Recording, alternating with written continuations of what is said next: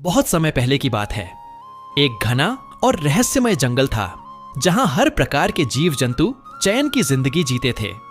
पेड़ों पर पक्षियों का कलरव गूंजता था, नदियां मीठा संगीत बहाती थीं और जानवर मिलजुल कर रहते थे। लेकिन इस जंगल की शांति को तोड़ने वाला एक ही जीव था, भयानक शेर, जिसका नाम था बीरू। बीरू बहुत ही ताकतवर और निर्दयी शेर था। उसका नियम था हर दिन एक शिकार, चाहे जो भी मिले, और अगर उसे शिकार न मिले तो वह गुस्से में किसी भी जानवर को मार डालता। धीरे धीरे जंगल के सभी जानवर डरे सहमे रहने लगे। हिरण अब खुले मैदान में खेलने नहीं जाते, खरगोश अपने बिलों से नहीं निकलते और तोते भी चुपचाप रहते। एक दिन जंगल के सभी जानवरों ने मिलकर एक आपातकालीन सभा बुलाई।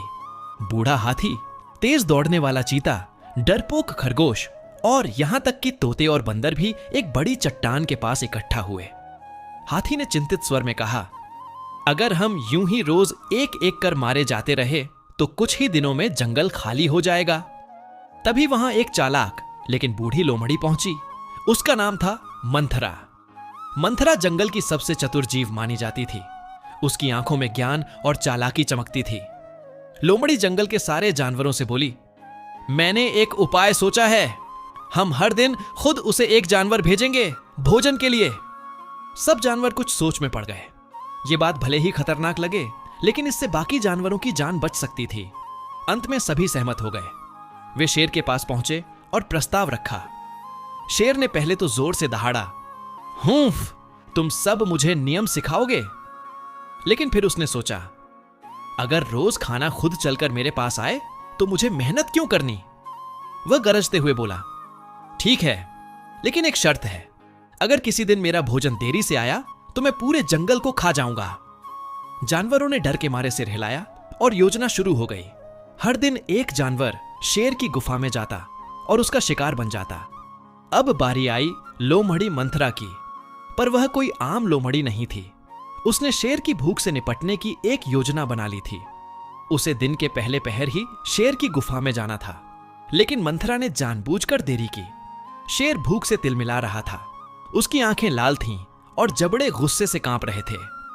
लोमड़ी ने डरने का नाटक करते हुए कहा, महाराज, रास्ते में एक बहुत बड़ा संकट आ गया। शेर ने भौहें चढ़ाई। कौन सा संकट? लोमड़ी बोली, मुझे रास्ते में एक और शेर मिल गया।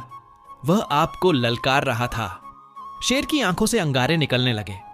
वह गुस्से से दहाड़ा, क्या इस जंगल में दूसरा शेर? लोमड़ी मुस्कुराई। योजना बिल्कुल वैसे ही चल रही थी जैसे उसने सोचा था।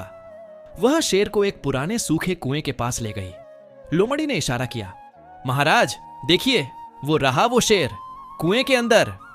शेर ने जैसे ही झांका, उसे कुएं में अपना ही प्रतिबिंब दिखाई दिया, एक विशाल क्रोधित शेर। उसने गुस्से में दहाड़ा और प्रतिबिंब ने भी दहाड़ा और उसने छलांग लगा दी कुएं में। शेर पानी में गिरा। वह बाहर निकलने की कोशिश करता रहा, लेकिन डूबने लगा।